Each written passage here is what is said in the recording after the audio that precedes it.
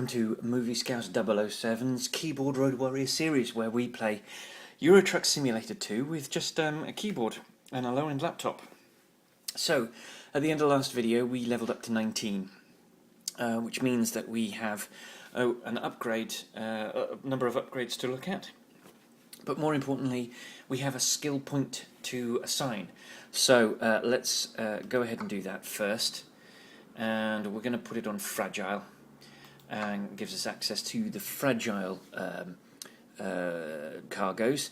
It will be Fragile level 3, which an increase of 5% on the reward, and giving us a total of 15% increase on rewards for Fragile deliveries. So let's go ahead and apply that. You'll see, as promised, we are leveling up in an even manner, and you will notice the rating here is 6.7.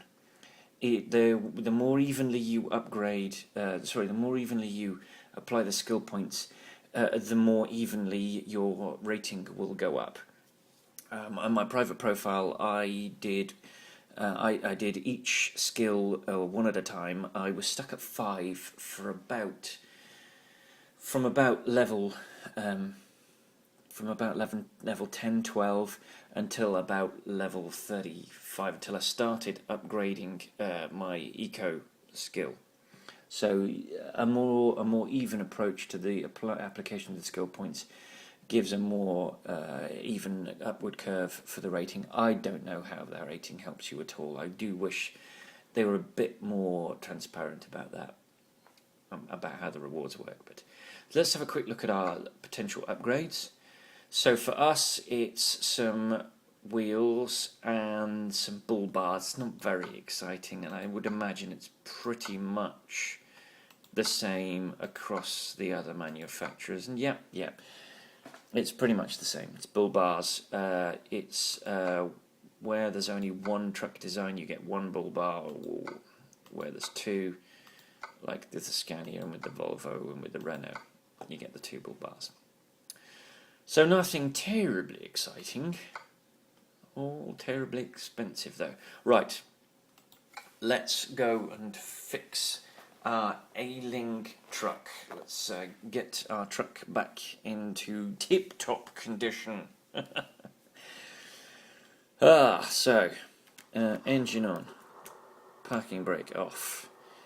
And let's have a quick look at the map to see where all of that is. Oh, crikey. And there is nothing. There's nothing in Modena. And, oh, yeah, we're going to go to Modena. Yeah. Alright. So what we'll do is we will go into new upgrades and set to the nearest, and then look at them. Oh, I keep forgetting. I can just press M and go. Oh, Verona. Why is it taking us to Verona? There's one right there. All right, forget that. We will head to. We'll head to Modena, because there's one in Modena. I don't know what on earth it's doing taking us to Verona, unless it's because the guy that's created these hasn't been able to. Oh, what?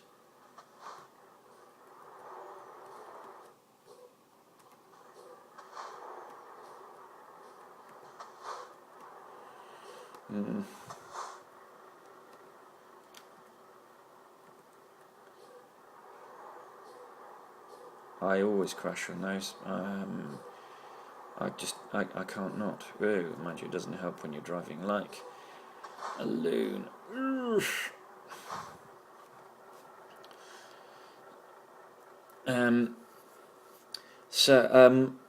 Today I'm going to talk about exercise and sport. As it may be obvious, I'm not much of an exercise fiend. I'm not into sport. You can tell I've spent quite a lot of time just on this. But I'm not. Yeah, this is why we need to get it fixed. I'm not overweight, particularly overweight. I wouldn't say I was thin. I've got a little bit of a pot, but I think that, taking that into account, I'm not massively overweight. I'm not particularly overweight. Never mind massively.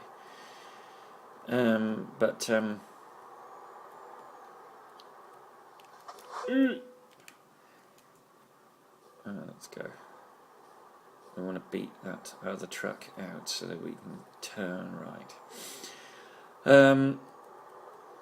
But I'm not. I don't find exercise particularly enjoyable. I don't get the endorphin rush that people talk about when they talk about physical exercise. It doesn't happen for me, and as a result, I've got really, because I don't pig out. I don't. And I don't abuse alcohol. I've never smoked. I don't. The only drugs I really indulge in are alcohol and coffee. I've kind of avoided some of the pitfalls of someone who has my near but not quite sedentary lifestyle. I spend a lot of time sitting at a computer. But because I don't overeat that much. Certainly not now that I'm in New Zealand. We've got to be relative, because only one of us is working. We've got to be relatively careful with the budget, and it's going to be the same when we get back to the UK. I'll be back in my job, and my wife will take her time finding a job that actually suits her, and so we'll be in much the same situation where we'll be having to be relatively careful with the money that we've got.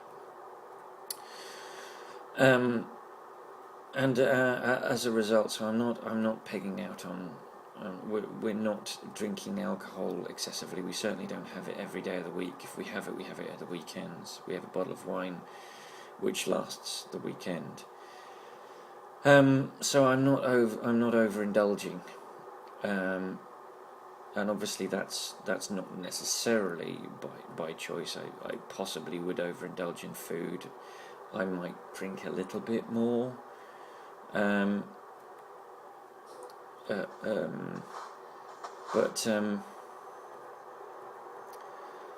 But I'm not.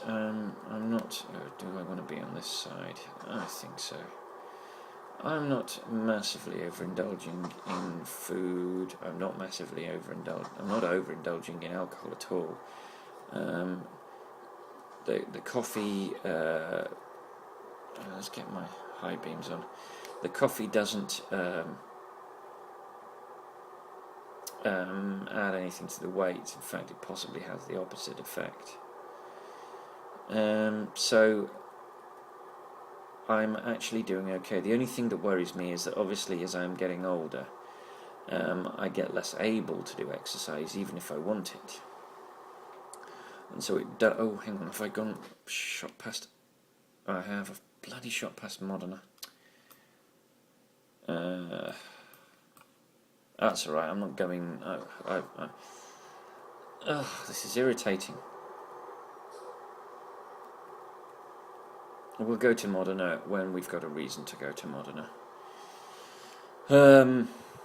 It's more than a tad irritating that the game is ignoring Modena. But then it's not. It's not a part of the game. It's a mod, in addition to the map, and I'm guessing that the guy that created the mod has failed to include the instruction to view Modena as a nearby location when it comes to repairs. Which I suppose would be useful is if you were leaving Modena going to another city and then had a massive crash outside on the outskirts of Modena, it would take you to another city. It wouldn't take you to Modena. Oh crap! And it's raining. Lovely. It's nice that it's actually started raining during the journey. Normally, it's the... oh, do you know what we should have done? I've just noticed we've got £110,000. And I've just noticed that. And we should be getting a lorry. So what we'll do is, when we get to the repair location, before we indulge in repairs, we will buy our extra lorry and we will employ our extra driver, because you can't do it too quickly. We want to do it before we go to rest, because we want the driver to have a chance to do his first couple of loads while we're getting some rest, because every second counts when you're building an empire. Right, so we're about to turn off here to Verona. And we'll get ourselves fixed up. We're actually, now that I think of it, we're probably going to lose a little bit of money. A couple of grand. Maybe 5, maybe 8 grand. So we actually might not be able to afford our new lorry. Actually, we should be alright. It's 80,000 plus 82, 83,000. We should be fine. We should be fine. Right, we've got a turn off coming up here. So let's prepare ourselves by getting in the right-hand lane. So, in terms of what I enjoy as physical exercise, not a great deal. I don't enjoy running. I find it boring. I don't enjoy gym exercise. I find it boring. I don't enjoy football, but I'm not nearly fit enough to be any good at it, and it frustrates me, because I wouldn't say I was professional quality. I wasn't the worst, but I'm now so unfit that I spend so much of my time chasing people and chasing the ball, that when I actually get the ball, £22. Okay. Back in the rain. I spend so much time chasing the ball, actually by the time I get the damn thing, I'm too unfit to do anything useful with it.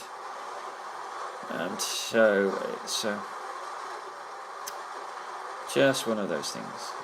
So obviously Verona we've already been to. We went to Verona quite early in our career.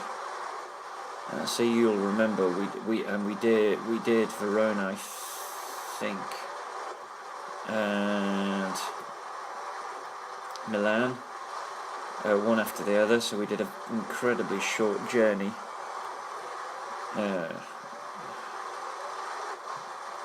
From Verona to Milan.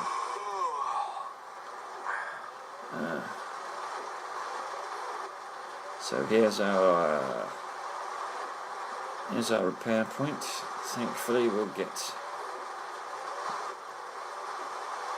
Right, before we drive up, let's just go to the truck dealers, select Volvo.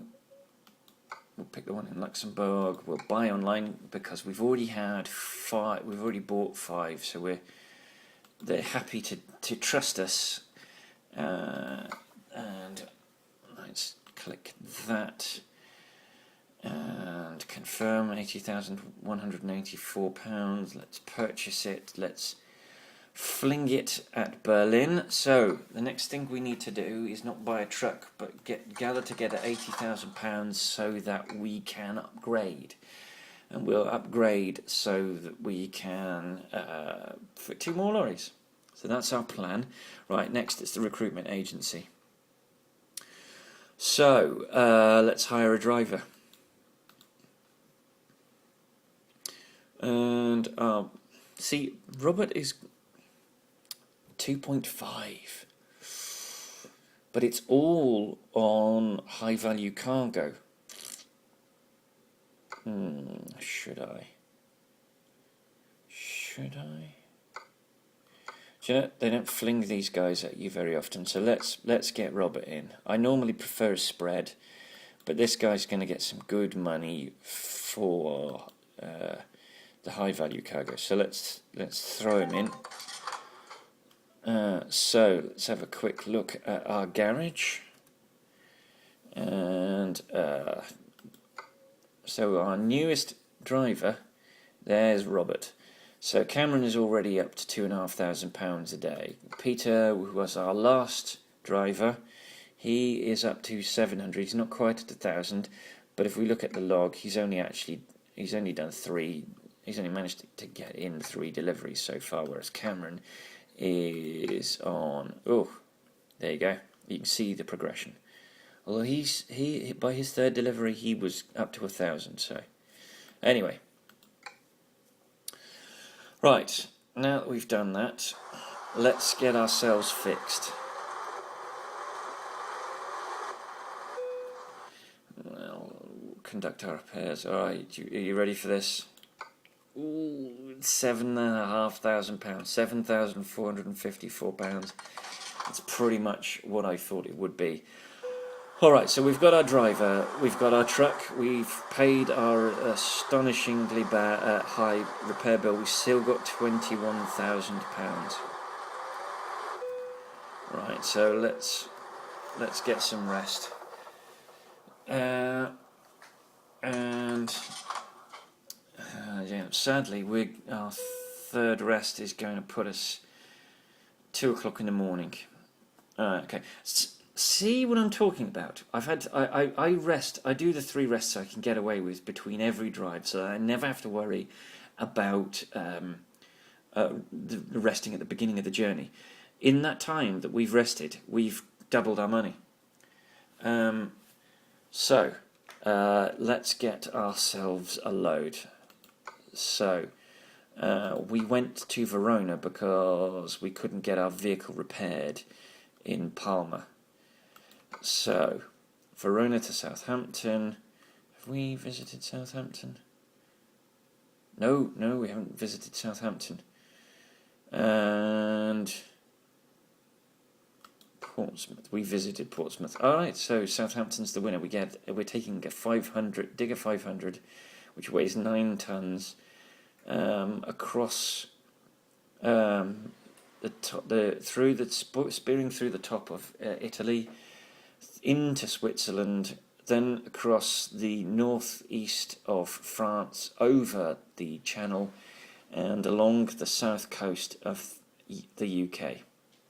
So we'll set that as our GPS. We'll go back in and get our screenshot of our load, as I traditionally do. And where are we? There we go. So there's a green flag. There we go. Right. Okay. Now that's out of the way. Let's kick off. Let's go pick up our load. So we're actually relatively close, thankfully.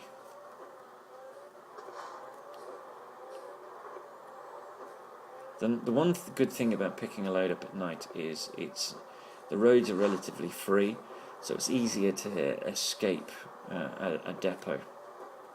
See, that's where the garage would be if we bought the garage in Verona, but we are picking up our load here from Postspeed. So let's get our load, and there it is, the digger. Let's take the job and let's go. So I think I've covered what I do for exercise. I walk quite a bit. I have to. Where's our load? There it is. It's just over. So what we'll do is we'll pull in front, and then we'll whiz it back. Alright, okay. And there we go. We're reversing. So we've established I don't like doing exercise. I absolutely need to do more. There's no question. there's no question I need to do more exercise than I'm doing. It's just I lack the motivation and the will to do it. It doesn't interest me. Let's turn that off because it's not raining. Can't believe I left that on. It's very noisy. So, this is a relatively long journey. It's 20 hours. Which I'm not sure. Right, we've gone. So I can just about make out the headlights. So we're gonna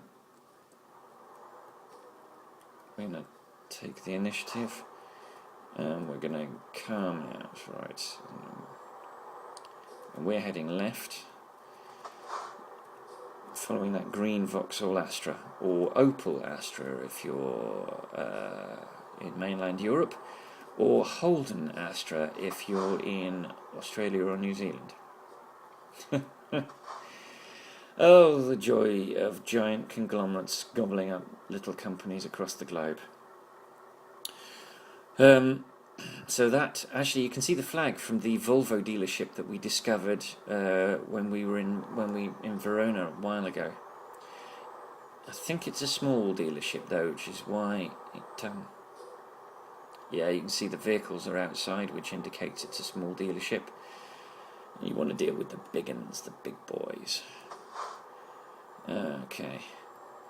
In terms of sport, I play football very, very, very infrequently. Whenever I'm bullied into it by a friend who actually bullied me into it and then promptly stopped going himself, which was deeply annoying. Drags me across this from one side of London with him, plays one game, and then claims he's got shin splints, and I'm left playing football with a bunch of strangers, which was deeply, deeply awkward. Right, let's take our ticket and go. If you watched enough of these videos, if you watched the right videos, you'll know that I'm from Liverpool, hence the name Movie Scouse. Scouse is a colloquial nickname for people of Liverpool. It comes from. It's a relatively new in that it comes from a stew, an Irish stew called lobscouse, which was a very cheap stew, which was mostly potatoes and the occasional vegetable. The city of Liverpool had a deluge of Irish immigrants after the potato famine. It was a devastating potato famine, which really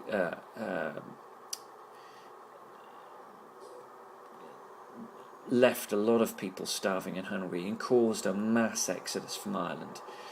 A lot of people went to America, and a lot of those people came to Liverpool in order to go to America because Liverpool was the port to do that.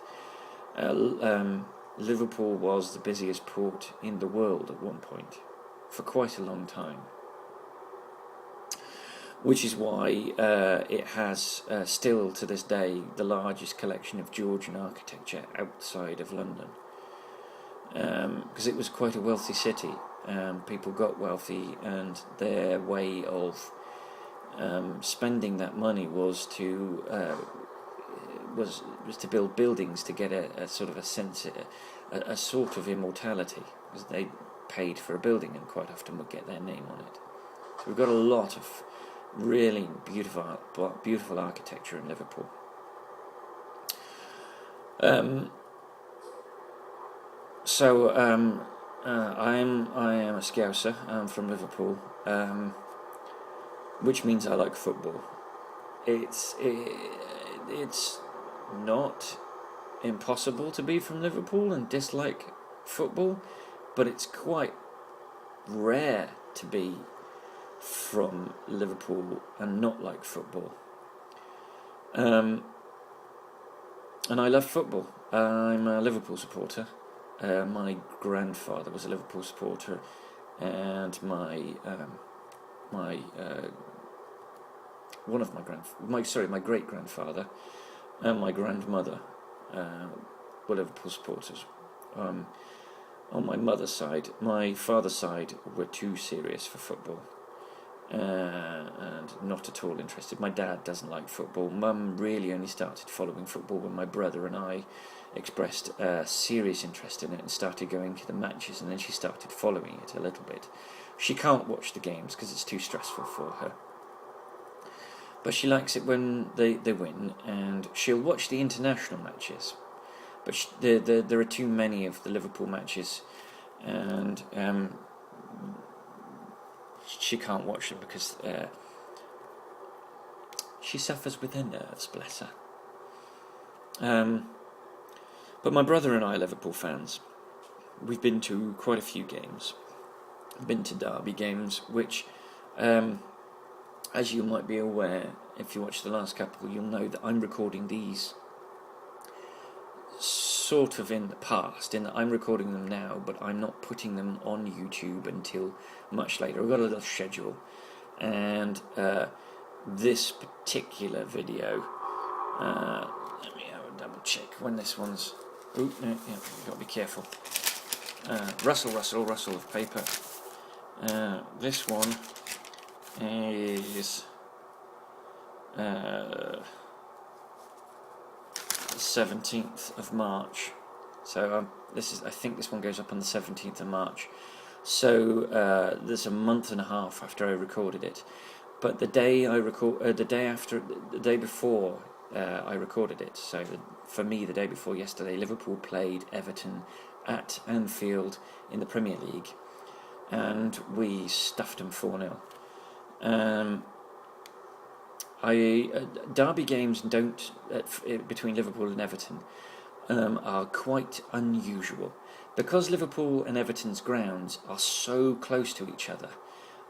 It's not unusual for family members to support different teams because there's no geographical. I think I've talked about this before actually. There's no geographical reason to support one team or the other. They're both in pretty much the same place. They're on two sides of a small park. Well, not a small park. A medium-sized park in Liverpool called Stanley Park. And which incidentally was going to be the name for the stupid fake football stadium that the Gillette and Hicks were going to build in inverted commas. They were going to call it Stanley Park, and then they changed their mind. And to be honest, it was all a massive smokescreen. They had absolutely no intention whatsoever of spending any money on anything to do with the football club. They wanted to make money. Their sole purpose for buying Liverpool was to sell it for a profit. And they were forced to sell it, but I don't think they made a profit. They certainly didn't make as much of a profit as they intended. Oops. There we go, £19. So we're heading towards the Alps here. Then I think we'll go through a tunnel, which is supposed to be like going through the tunnel under the Alps to Switzerland. Oops, let's go over one. Yes, so obviously I love football. I'm a big fan of Liverpool Football Club. I don't support another team. I know a lot of people that support multiple teams. I can understand that sort of if you are supporting a team that's in the lower divisions and is unlikely to ever make it, or if they do make it, unlikely to ever do well in the top English league. I've got a friend who's really from Watford and should really be supporting Watford, but because his father is a Manchester United supporter, he supports Manchester United, which actually is a very legitimate reason for picking one club over another. If my father hadn't had any interest whatsoever in football and hadn't liked Liverpool, I possibly wouldn't have supported Liverpool. Although that said, that would have been very difficult for me as a teenager, given that I was from Liverpool, and when I was a teenager, Liverpool were winning everything. I would have looked a bit stupid. But anyway, I support Liverpool.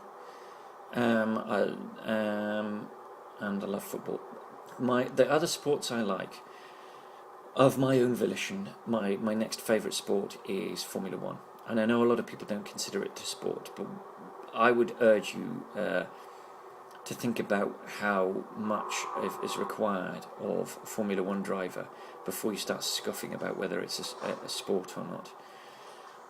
Given that a Formula One driver is subjected to the kind of G-forces that a fighter pilot is normally subjected to, that he is sitting in front of an engine that's generating a considerable amount of heat, so that during the course of his up to 2 hours of racing, he's losing a considerable amount of water in body water in sweat, and that he is having to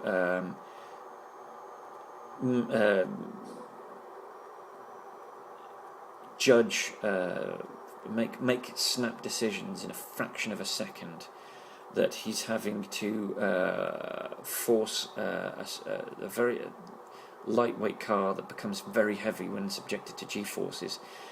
He's the heaviest part of his body, his head, is outside the vehicle and is wearing a crash helmet, which adds even more weight to it. So his neck's put under considerable strain. He's lying down with his bottom lower than his ankles, making it very awkward to make those manoeuvres. Right, we are leaving Italy, and you can see the Swiss flag ahead of us, so we're about to enter Switzerland, and we're in Switzerland. So yes, it's very much a sport. I've tried go-karting, try an endurance go-karting event. I've done an endurance go-karting event. I've done many of them, where you can be racing for up to an hour. And this is a very lightweight machine. It's not subjected to any kind of G-force like a Formula One driver.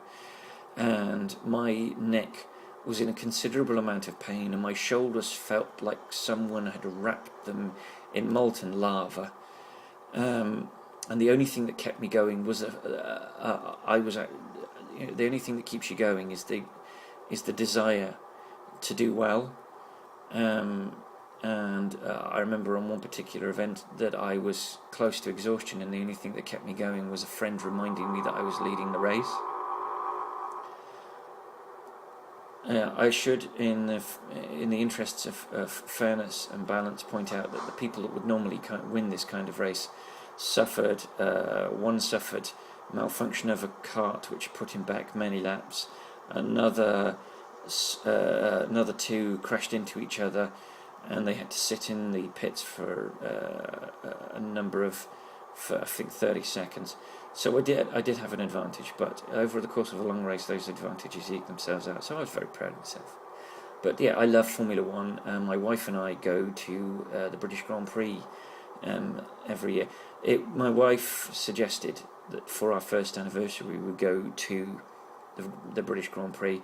And you know how the anniversaries all have a sort of material that they revolve around. The first one is paper. Well, the tickets to the Formula One Grand Prix were our paper gift. This year, last season, we couldn't go to the British Grand Prix because we were already in.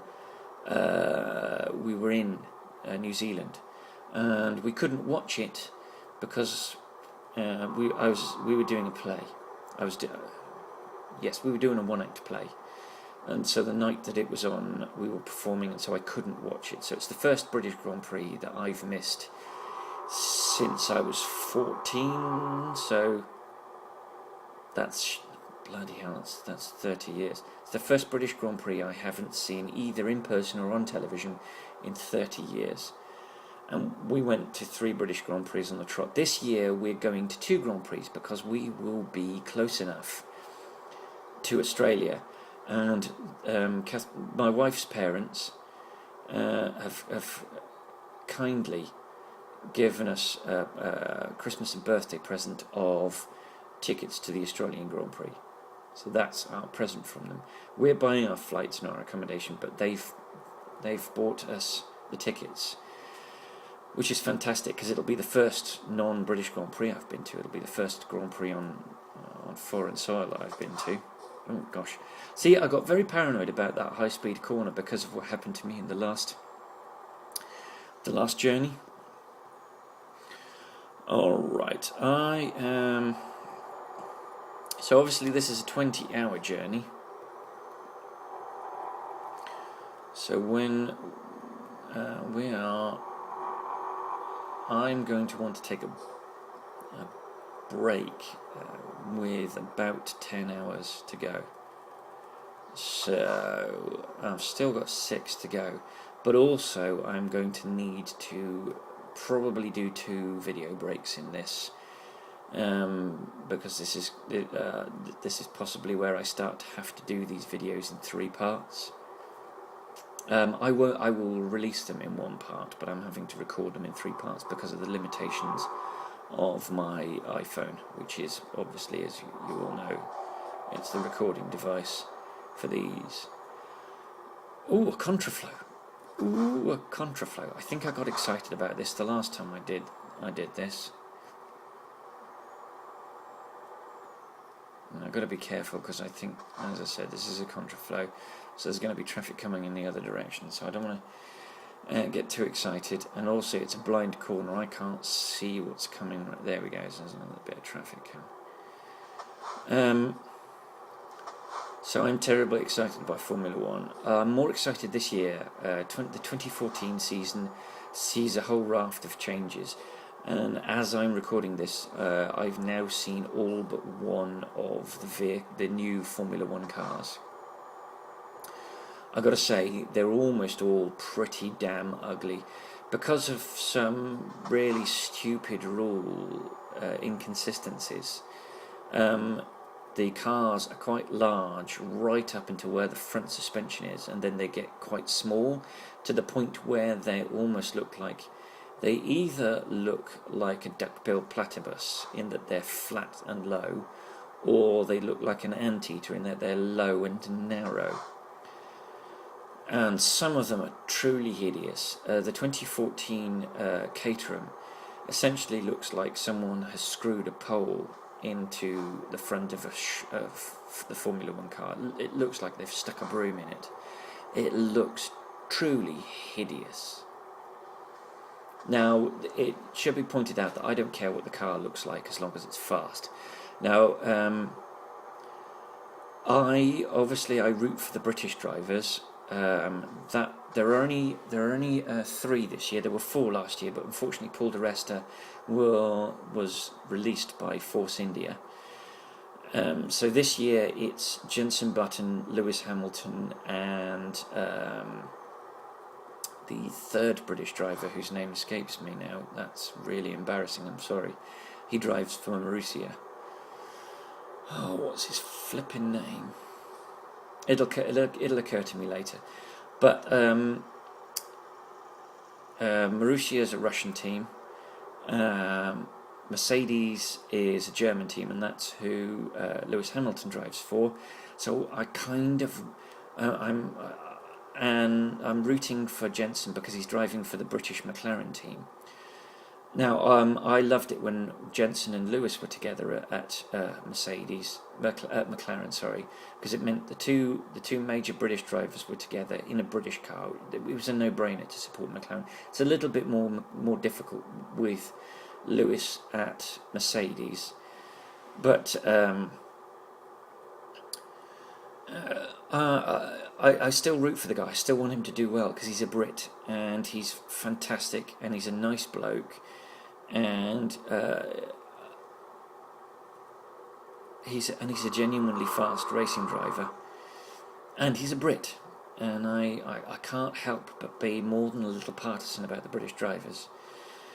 Also, it's slightly easier to support the Mercedes team when you understand that the Mercedes team is based in England. In fact, a lot of them are teams that claim foreign nationalism are based in England. The current 4-time constructor and driver world champions, Red Bull, claim Austrian nationality, but are based in Milton Keynes. The Lotus team, well, that's British, but they've got a large, massive French connection. they essentially were born out of the Renault team, but even the Renault team was based in Britain. Obviously McLaren are based in Britain. Marussia, which used to be, I think, I'm trying to work out who they used to be now.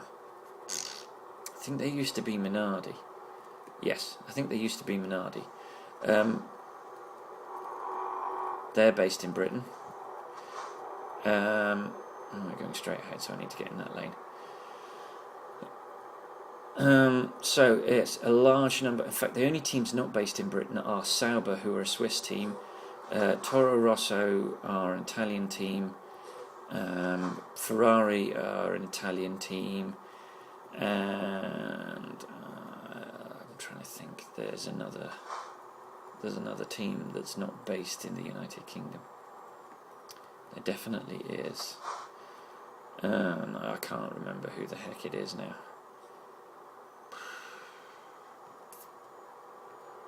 Force India is based in Britain. They're another team. I think they waved the Indian flag. I've got to be honest. I think your technical facilities should determine what flag you wave. But that's not my choice. There's been an interesting change about driver numbers this year. For the first time, the driver number sticks with the driver. He gets to keep his own number, except the current world champion. He wears the number 1. But for instance, Jenson Button wears the number 22 because that's the number that was on his car when he was driving for Braun and won his world title. Lewis Hamilton wears 44 because that's the number he wore all through his karting career. Vettel, although he's world champion and he'll be wearing the number 1, when he's not world champion he'll be wearing the number 5.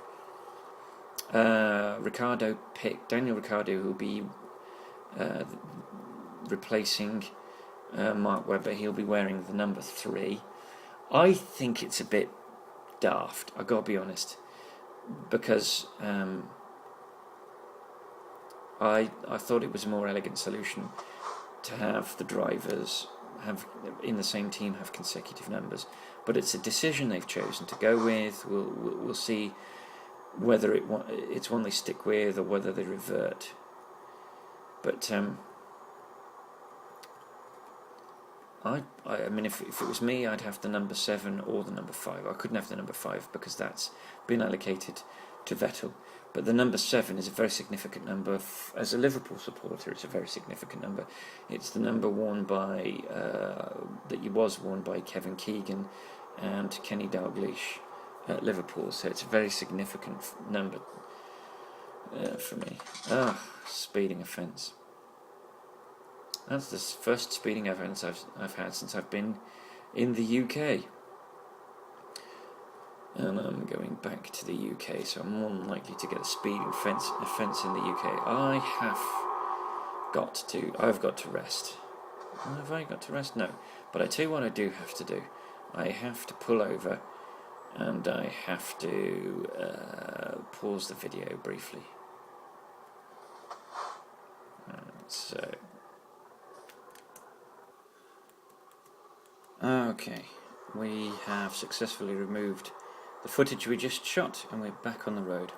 We're going to have to make another... Whoa. We're going to have to make... we're going to have to make another pause, when we need to take a break because in 4.5 hours of in-game time we need to rest. So we might need to search for a place to stop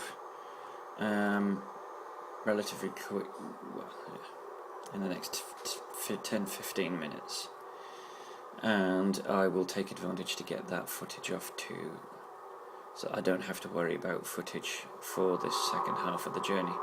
See, this is much more stable at high speed than that trailer of fluids.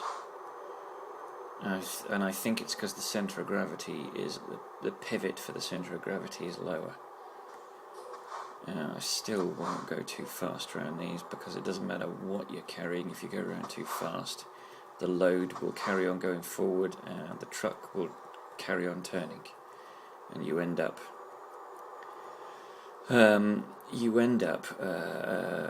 facing backwards,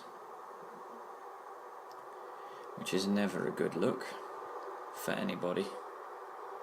So 90, that's speed limit. I haven't tested, unfortunately, I haven't tested the enlarged speed signs yet, so I haven't been able to include it in this.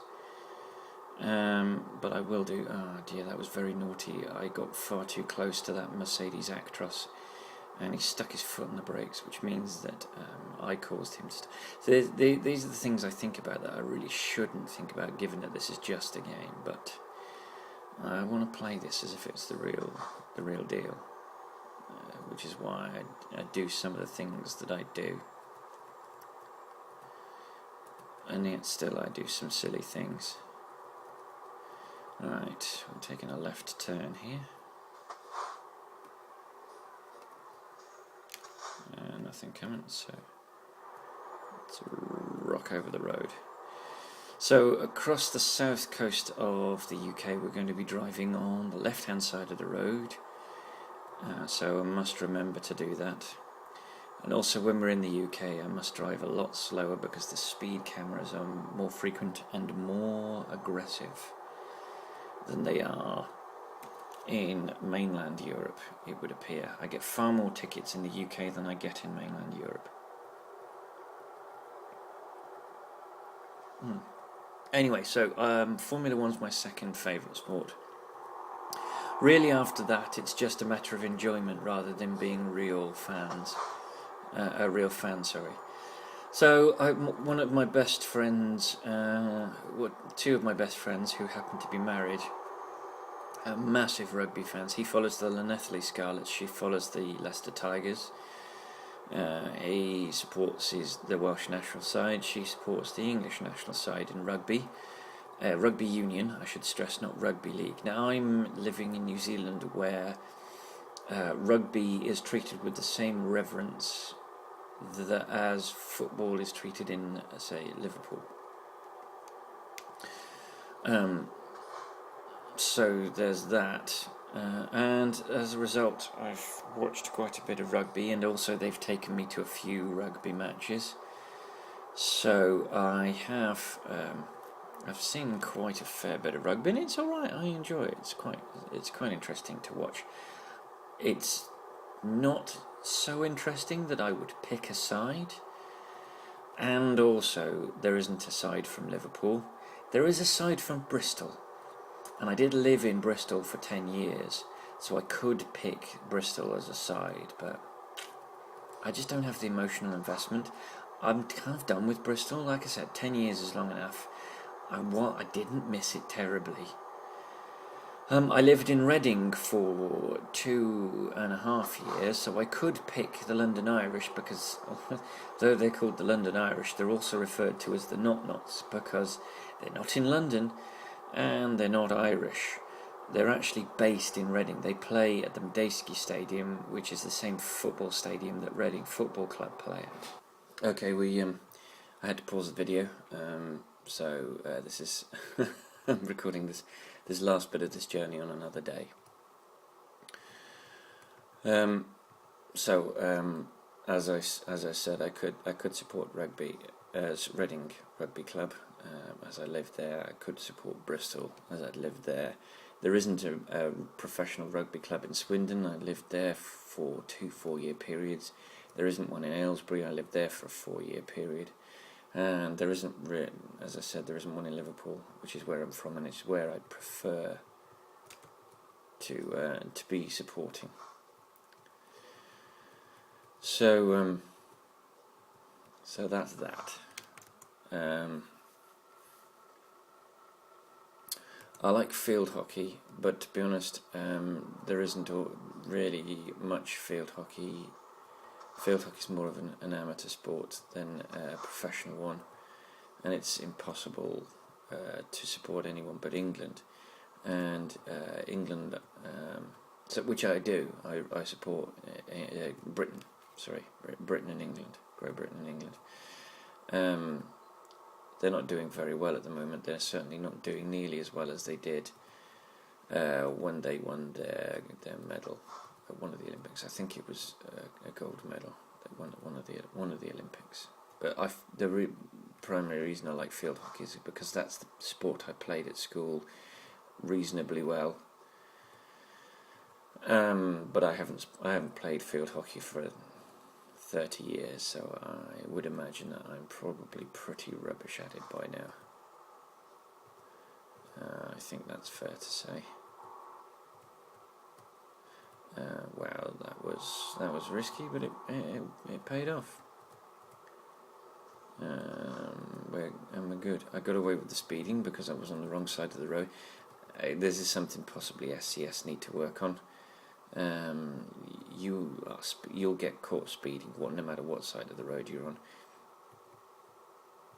and it needs to be situationally aware of which direction you're driving and what the speed limit is, no matter what direction you're going in. And also, when you're travelling on the wrong side of the road, it shouldn't let you get away with blasting through red lights, which is something that the game lets you do at the moment. If you're on the wrong side of the road when you're going through a red light, the game just lets you get away with it. Excuse me. Ratchety throat. What other sports are out there? I mean, obviously my favourite motorsport is Formula 1, but I do like other forms of motorsport. If the Grand Tours, Le Mans, etc. is on, I'll watch Le Mans. Although Le Mans is a little bit difficult to watch. It's a 24-hour race, so it's the kind of thing you can't really sort of... you can't sit and watch the whole race. You kind of have to dip in and dip out, otherwise you go bonkers. Or you have to go there, and you have to sort of... I think the only way to watch the whole 24 hours is to literally go there.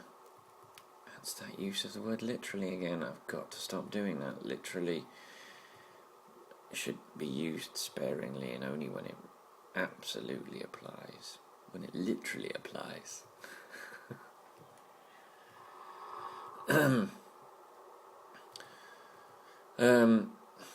I like touring cars. British touring cars is quite fun. We don't get to see other forms of touring cars. The touring cars I'd like to the two extra forms of touring cars I wouldn't mind watching are the Touring Car World Championship and DTM, which is the Deutsche Touring, which is the German Touring Car Championship. That would be quite fun to watch. But I'm not a fan of two-wheel motorsport. I don't like bikes. I don't find it entertaining. It's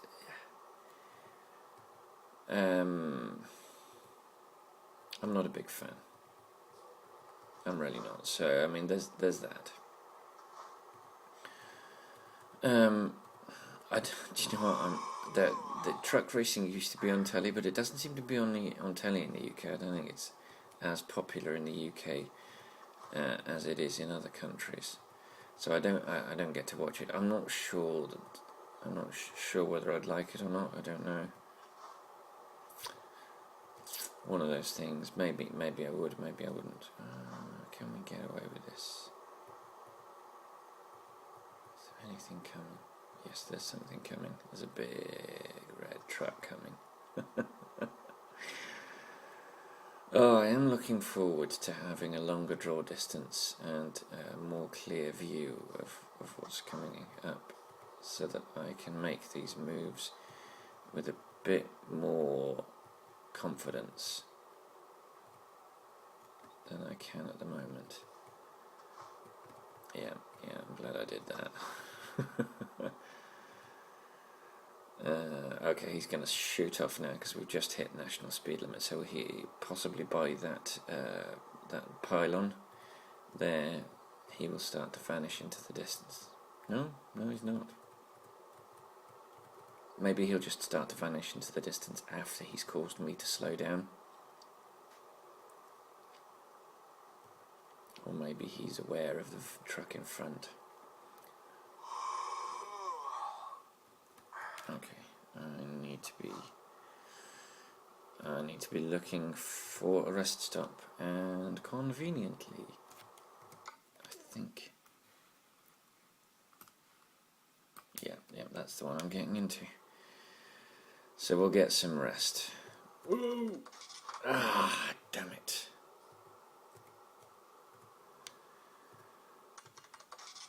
Loan installment's gone out. Okay, that's fine. That's good. That's sooner we get rid of that loan, the sooner all the money we earn belongs to us. Right. Let's get some.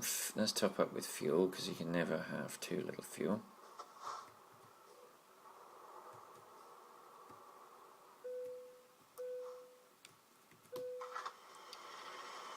And then I think I'm going to have to back out and tuck the truck.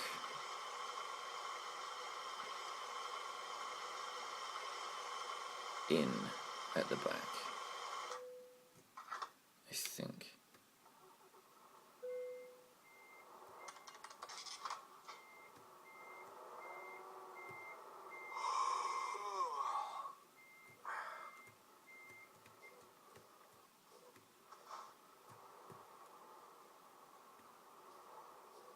Actually, no, we've got an hour to play with, so if necessary we can cycle round, yeah.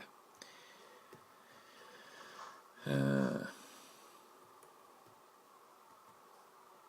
think that's what we're going to have to do. We're going to have to... oh, that's useful.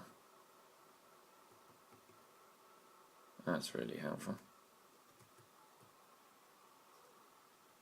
Whoa.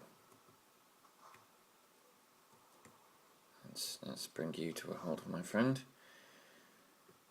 And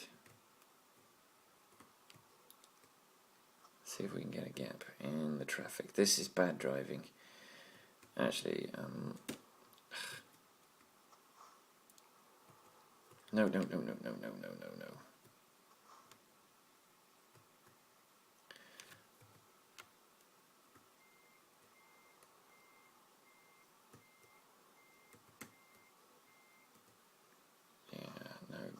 I'm a bit stuffed here. What? Oh, crap. This is going disastrously.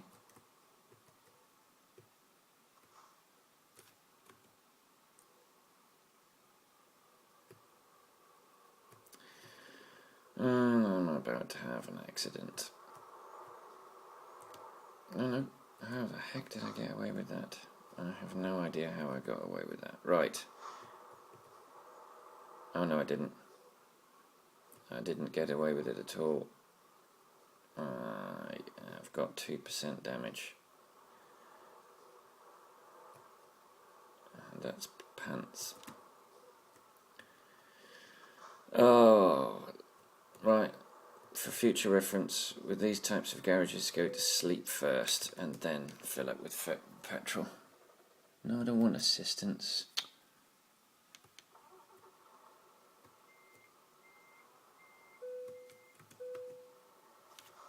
Ugh. It's all going pear-shaped. Okay.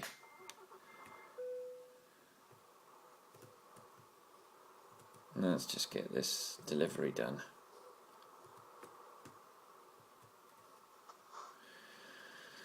Okay.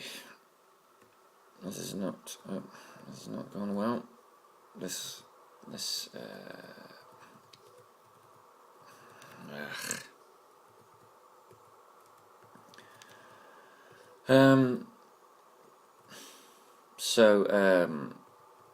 There aren't too many other sports that I really like. I watch the Olympics primarily from a jingoistic, nationalistic point of view, in that I want Great Britain to do really well. I watch other international sports for the same reason. I will occasionally watch an American football game or a baseball game, but I've got to be honest, I'm not a real fan. But if I have to support one, I'll support the San Francisco teams. I've no idea why. But possibly, I think, because the first American football game I watched was a Super Bowl game between the San Francisco 49ers and someone else, and so it might be that is why I've chosen the Niners. Although it has to be said, supporting the San Francisco 49ers is a bit like supporting Liverpool. Once great giants, not quite as gigantic as they used to be, but still carry that kind of swagger. I don't know whether that's, and I think I just the Giants is just because of the Niners, because it's the same city. I don't want to support the Yankees, if that makes any sense, because supporting the Yankees is kind of like supporting Chelsea or Manchester United, and I don't want to do that. So we've still got quite a way to go. We've still got 8 hours of this journey left. Whoa. Oh, crap.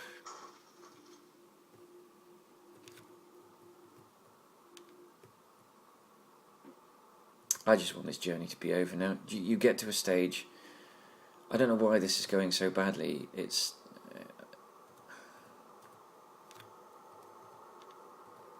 maybe it's impatience is what it is. I want this journey to be over because of that accident, and so as a result I'm rushing.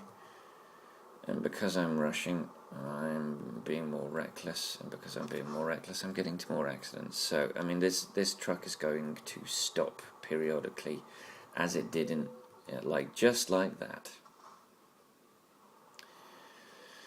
Because we've done quite a heap of damage to it, and we've still got a huge part of the journey to go. And when I'm in my private profile, and I have occasionally done damage like this to the truck, I just turn the radio up and just zombie out and wait for the journey to be over. And I can't do that with this one because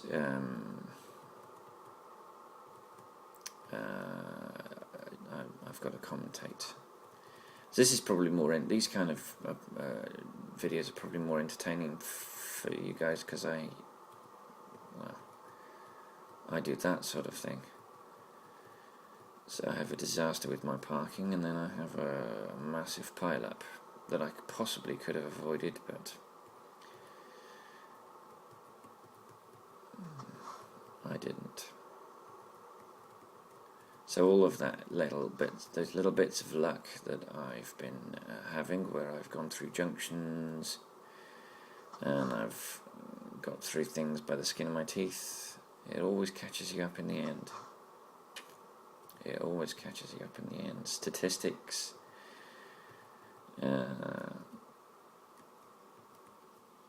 Always.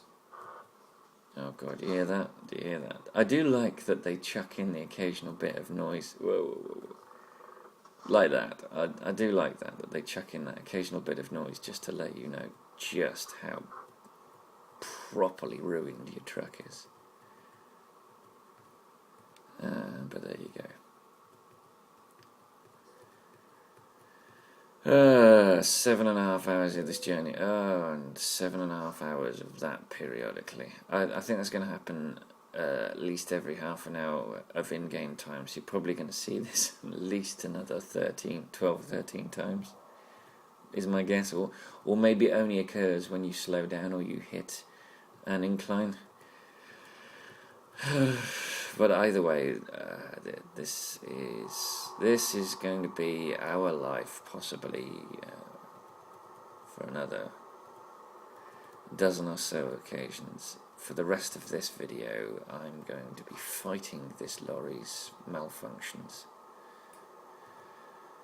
And we've just passed Rheims, which we've been to. We've visited Rheims.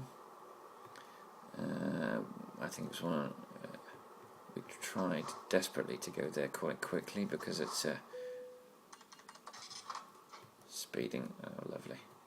Do you know what? I'm not that bothered. I am not going to worry about a little bit of speeding, because this repair is going to be an awful lot more than the £440. I reckon this is going to be 8 to 10 grand's worth of repairs.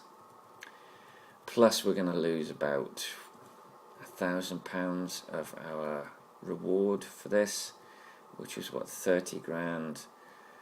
So I reckon we'll be lucky if we get £20,000 out of this load.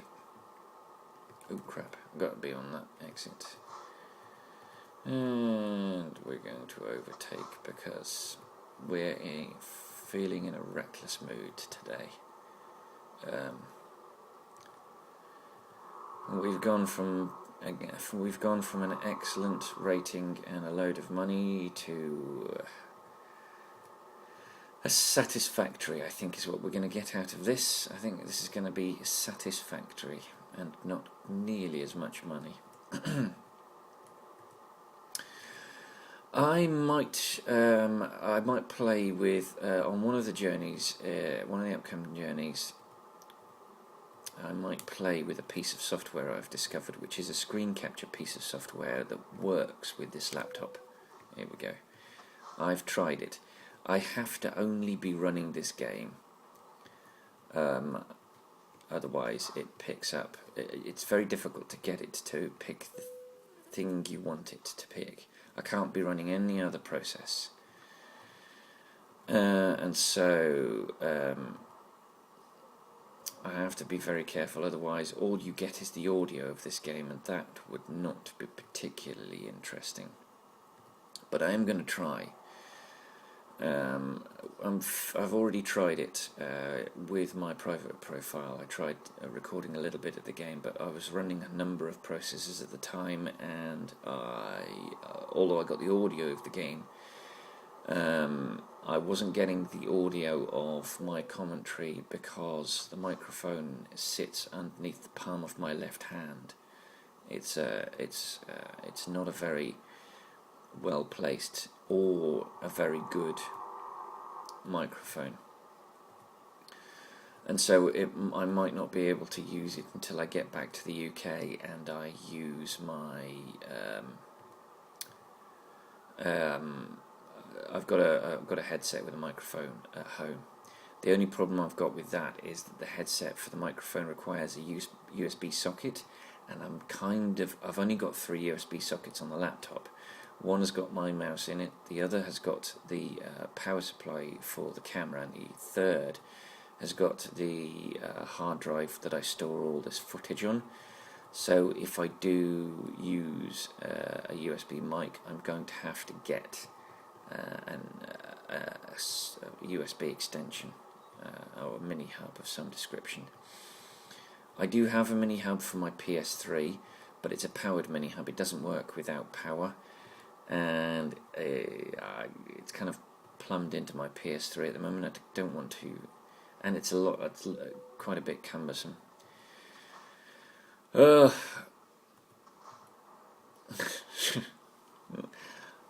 God, you gotta laugh or you cry. Well, I don't think I'd cry, but this is only a game, but it's quite frustrating. Yeah, but it's running to course. We've had 3 breakdowns, we've gone from 7.5 to 6.5. So 1 at 7.5, 1 at 7, 1 at 6.5 hours. So it's pretty much running a breakdown every half an hour. So we've got another 12 of these to look forward to, and it'll possibly break down maybe a couple of times while we're parking. This needs to be shaken off. So we've ceased talking about sport. I cannot unless I can talk about football, and I can talk about. Oh gosh, no, it's getting more frequently. It's getting more frequent. Oh no, that's bang on. I can talk about football and I can talk about motorsport, but I don't know how interesting that is for you, and I don't want to put people off. I suppose if you've stuck this far with this video, then you're clearly interested. So in between the end of the last segment, when you'll have noticed that the video quality was slightly yellow because I was recording the video under artificial light, and this current segment, which is daytime, not artificial light but quite dull because it's not very sunny outside. Marussia, who were the last holdout of the Formula One teams to demonstrate their vehicle, have rolled out their vehicle, and it's just as ugly as the other ones. It's just whoa, come on, that's it. It's just as ugly as the others. And are we going to clip? No, we're not going to clip. Not that it really matters. We've done so much damage to the trailer and to 15%. God. And 30%. This is going to be a hideous build. This is probably going to be 20 grand actually, now that I think about it. So we're probably going to lose almost all of the income from this load in repairing it.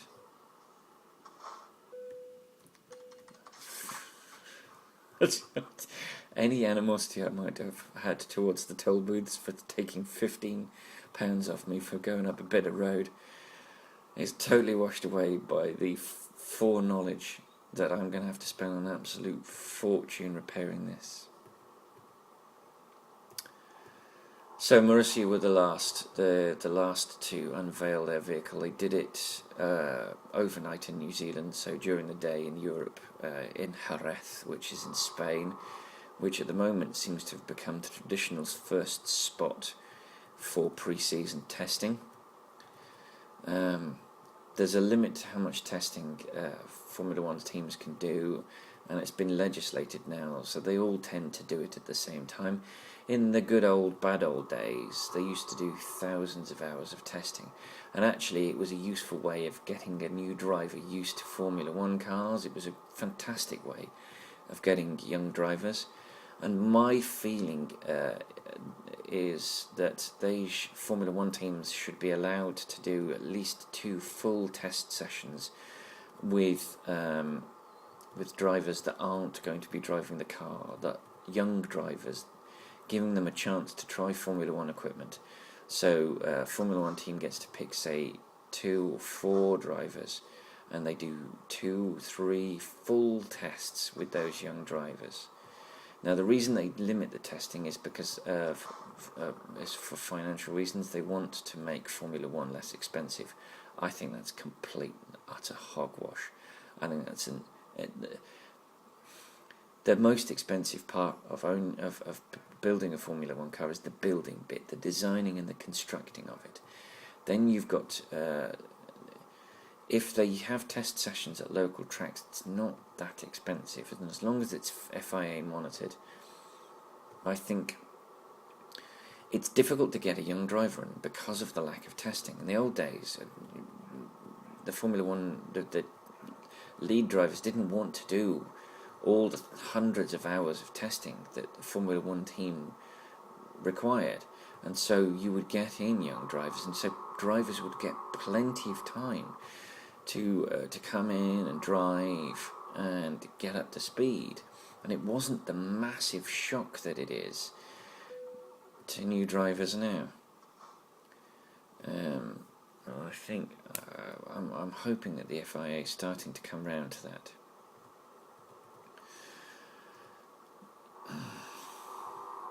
So, but given that the FIA failed to notice what a colossal ugliness their regulations were going to cause to vehicles by insisting on a certain height for the nose and a certain height for the area around the driver's feet, and I don't know.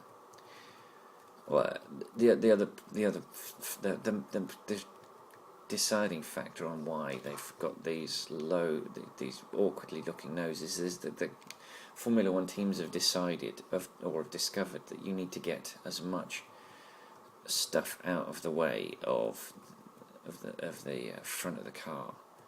Then the narrow nose causes airflow issues. Oops. Contraflow. Okay.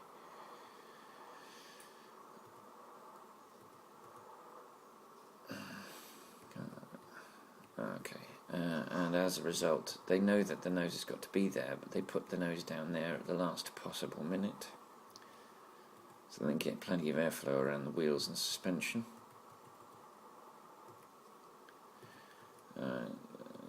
This is currently how we roll. Yeah. You'll notice that this load, if I had been carrying that fuel container that I tipped over twice, I would have gone over then. I could feel it. The load definitely dictates how you can take corners and how fast you can go around those corners. That's for sure. Okay, we've got a left turn coming up here soon. And I have completely forgotten where this load is going to. I really don't know where this load is going. Oh, I think I do actually. We're going to Southampton.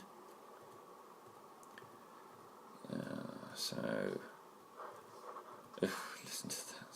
That sounds awful. What?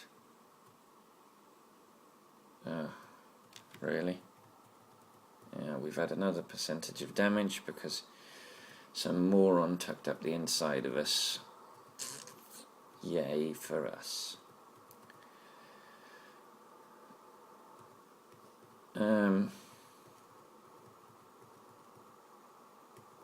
So yes, ugly Formula 1 cars we're going to have to live with.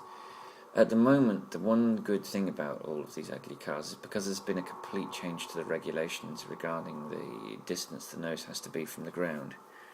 And the reason they've done that is because they want to avoid the car spearing the drivers. That's why they lowered it last year, and so you've got these duck-billed platypus looks, and then they've lowered it even further this year. The one good thing about all of these massive changes in the regulations is that all the cars look quite different. They've all picked a relatively different solution to the front end of the vehicle. Now that will change as the season goes on, and I am pretty certain that most people will aim to try and look like the Red Bull as quickly as they can, unless the Red Bull proves to be a complete dog. There's a problem. The Red Bull has dominated for 4 years, but it's kind of been... the car has evolved. There was a change in the regulations which allowed Red Bull to draw a clean slate, and they came up with the best design, the best working car, and so they kind of evolved, and then everyone kind of tried to evolve their vehicle into a version of the Red Bull. Didn't work. I mean, Red Bull proved spectacularly last year that their car just was the better car. Certainly in the second half of the year, when Vettel just won everything. Where am I? Oh yeah, I've got to pick. We're about to go to the UK, so not in that one. Not in that one. This is the one we want. Right, so let's take our broadcast truck, and let's put our broadcast truck on. Oh, you're kidding me. Yeah, okay, I got hung up on the corner.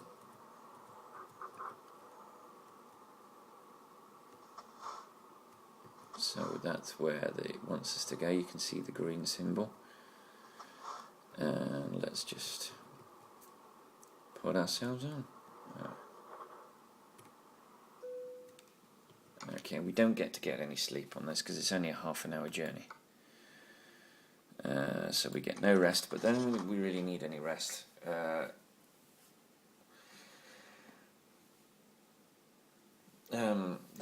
The second part of the journey isn't going to be long enough to require any rest. So, now turn the engine off, which was a silly thing to do.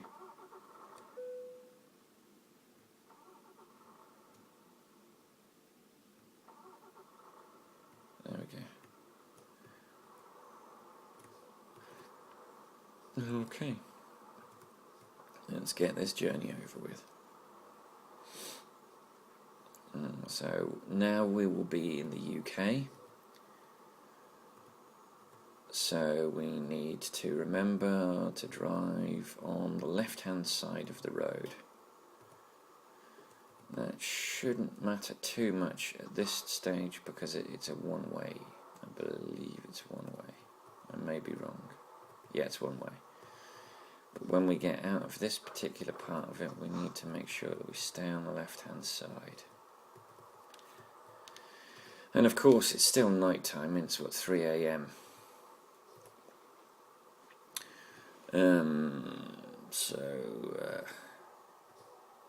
Yes, we need to rest and recoup. We've made some money, 51,000.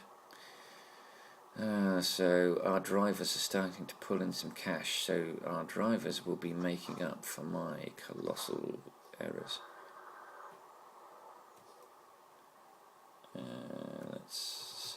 We're on the left-hand side, which is the correct side. And then we're going to be turning right.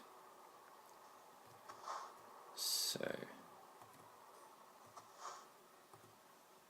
traffic, no traffic, traffic, no traffic, traffic. Let's go. And we're good. The reason there was no traffic is because everything that was coming that direction is turning left and would not interact with us. Alright, we're okay for fuel. We are okay for sleep. We don't need sleep for another 6 hours, and the rest of this journey is only 2, well, just over 3. Here we go. So there should be no stopping for any other reason except we've reached our destination.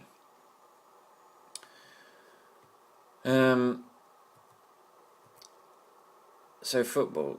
I've already said that the day that 2 days ago, which was a day ago the last time I talked about it in this video, Liverpool had, oh gosh, that was quite sudden, that bridge popped up. Liverpool had a good result. Liverpool haven't been in the top 4. If you're not familiar with football, in order to play in the top European trophy, in order to play for the top European trophy in football, you have to fulfill a league position requirement. It's different depending on where you are in the world, and your qualification is different as well. In the United Kingdom, because we've got a robust league and we regularly do well, and we've had 3 different teams in the last, so where were we? Since 1999, Manchester United won the European Cup twice. Liverpool have won it once. Chelsea have won it once. So we've had 4 winners in 14 years, which isn't bad. God, really?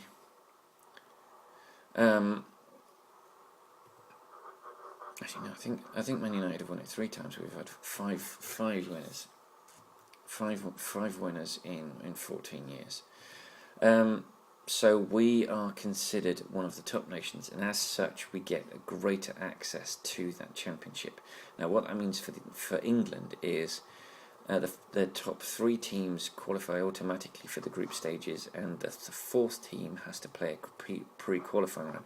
Now Liverpool's sitting 4th at the moment, which means that we would qualify for the pre-qualifying round, which would mean we'd have to play a team and beat that team over 2 legs, 1 home, 1 away. And if we won that, then we would go into the draw for the pre-qualifying. We would go into the draw for the group stages. In Scotland, because they don't qualify out of the group of the pre-qualifying very often, never mind out of the group stages, you have to win the league to qualify for it. Now, the daft thing about this is that the competition is called the Champions League. The reason it's called the Champions League is when it first started, you had to have won your league in order to qualify to play in the competition.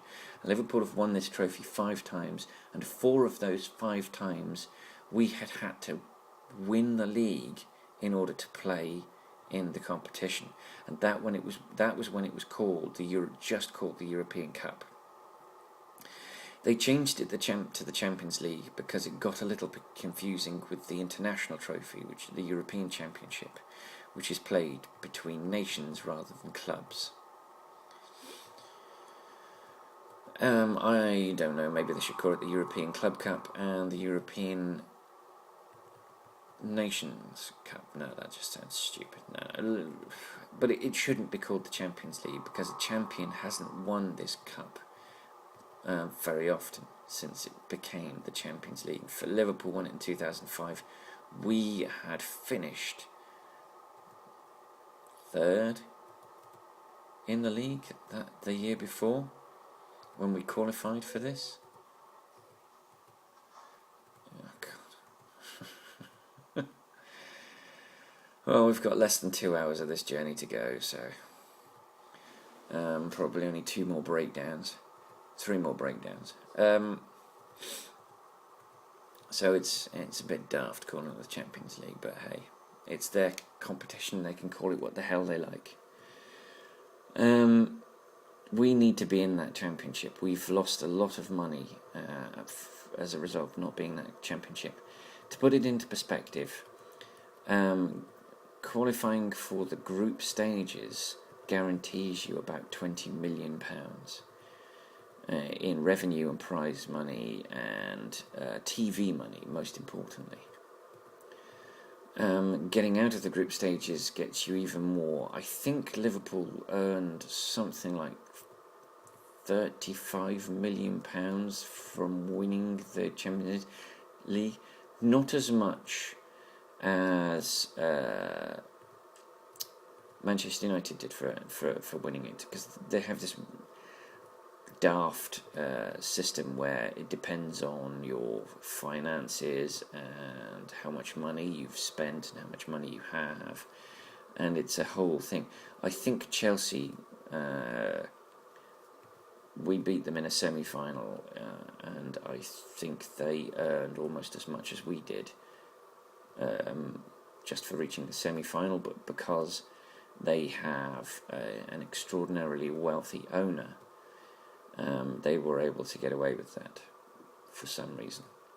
I think that's deeply unfair. I think there should be a very transparent reward system. Now, I understand why they think it's a good idea to have that. What their reasoning, I think, is that you get that prize money, and if it was a lot of prize money, you'd be tempted to spend all of it, and then you'd be in a position where you'd got players in based on you getting that kind of money on a regular basis, and if it's a one-off, you're kind of stuffed, and it potentially puts the club at risk of folding. But the kind of club that would be exposed to that shouldn't be in football. I think the last team to fold in that manner was Leeds United. It folded because the chief executive, a guy called Peter Ridsdale, Peter Ridsdale, was an idiot. The guy was an absolute idiot. He spent money the club didn't have in the hope that they would win the Champions League and be able to use the prize money to pay off those debts. Of course, they didn't win the Champions League. They reached the quarter-final, which in and of itself was a miracle for Leeds United. To put it into perspective, Leeds United plummeted to the bottom of professional English football. They plummeted 4 divisions over, I think, 6 years. After that, they went bankrupt. They were docked points, which is what happens in football. If you have exposed yourself to financial risk, then they take points away from you. It seems a little daft, I've got to be honest, because almost certainly those points that are removed from you will lead to you dropping a division, and that means less money, which makes it much more difficult to repay the debts that you've incurred, which have caused the loss of points in the first place. But that's how it is. Now, there's a risk to Manchester United at the moment, Manchester United do rather well under Alex Ferguson, and Alex Ferguson developed a reputation internationally, and players wanted to play for him. He's gone. He's retired, and now he's been replaced by a guy called David Moyes. And David Moyes is a plenty pleasant enough guy, and he did well enough with his previous club, Everton, for a decade. But Everton had no money, and there were no expectations. So when he did well, oh crap, get out of my way. When he did well, it was he was doing well in spite of the resources he had, and so he looked like a genius. The trouble is, he's now at a club where trophies are expected. Manchester United are expected to win a trophy every single year, and when they don't, questions are asked. And that's been the case since about the 6th or 7th year of Alex Ferguson's tenure. He hadn't won a trophy for the first year out of 5 years of his stewardship of Manchester United, and in fact was very close to being fired. And the fans, the supporters, were calling for him to be removed. I find that quite ironic. If he hadn't won the FA Cup in his 5th year, he would have gone. And Manchester speeding. Oh God, really. Of course, I'm in England. Of course, I'm speeding. And we've discovered Southampton. How much time have we got? We've got 7 hours. Do you know what? Let's find the discoverables in Southampton, and then let's go and drop our cargo off. There is one discoverable. That's okay. All right. So we're going to go straight across, and then we're going to follow the road round. Okay, that's good. So we'll go straight across.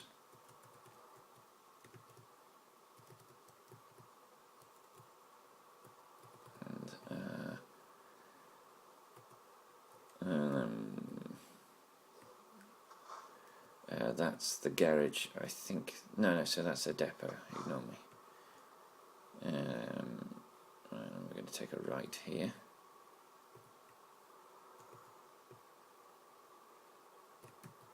Remembering that we're driving on the left side of the road.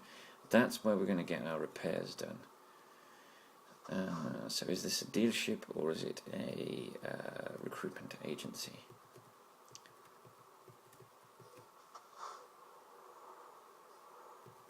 We're about to find out at this left turn.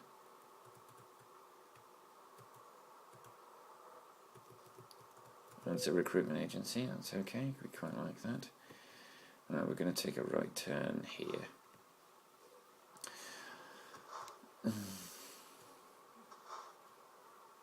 One of the strange recent, when I by recent I mean over the last 10. Oh, what the heck am I doing?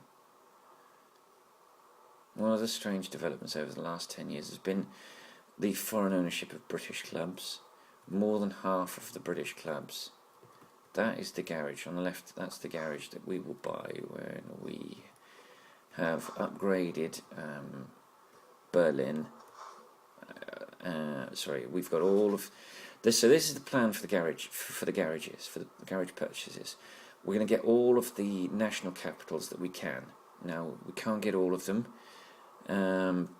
because Rome isn't in the game. And we're not going to do the add-on ones that aren't official.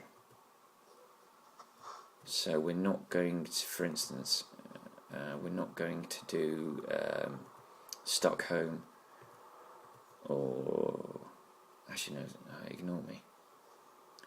We're not going to do Helsinki.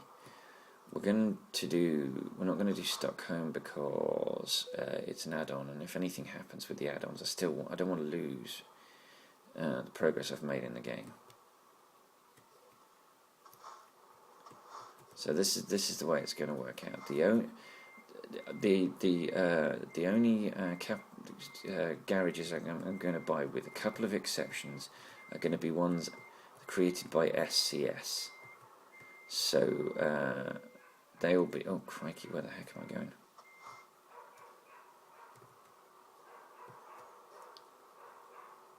I'm not going in the right place, that's for sure.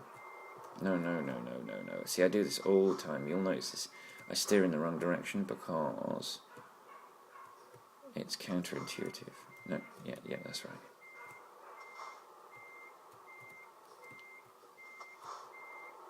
And that's hopefully... let's start steering in the other direction. And I don't think I'm going to get this in one go, but we'll give it a go. Yeah, because I think I've overcooked it slightly. Yeah, no, I'm butting against the okay.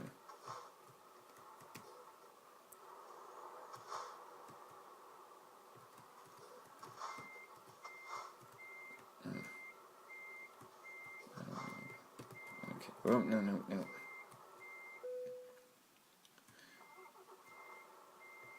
Right, I wanted to do that. No, I don't want to do that. I want to do the other direction. Oh, I'm so sorry. I'm so sorry. Oh, no. I want to do that direction. That's better. That's more like it. Let's steer ourselves straight, and hopefully we will get in. And we're almost. No, we're not. We're not straight enough. Not straight enough.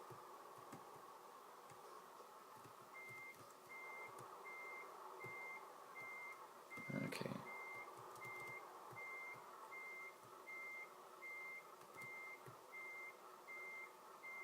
And hopefully that should be it. There we go. That's it. Alright, handbrake on, engine off. Hopefully we'll be able to get it started again. And let's see what we did. Tolerable. Oh God, that's the worst. Oh, we lost £2,000. So, tolerable. 1,302 kilometres, 27 hours and 44 minutes, 555.1 litres of fuel used. Base reward of £22,825 and 1,302 XP. Proficiency bonus for level 19 of £6,505. A long distance skill rank 3 delivery bonus of £3,315 and 325 XP. A high value cargo bonus for skill rank 3 of £3,315 and 234 XP. A parking bonus of 45 XP. And then we get to the bad stuff. A damage penalty of 17% means that we lost £1,940. We lost 200 XP. We got a total of £34,020 and 1,706 XP. We got more than halfway through level 19, so we are a little way from level 20. So thank you for joining me on this video, and until the next video, until I see you in the next video, I'll see you on the road.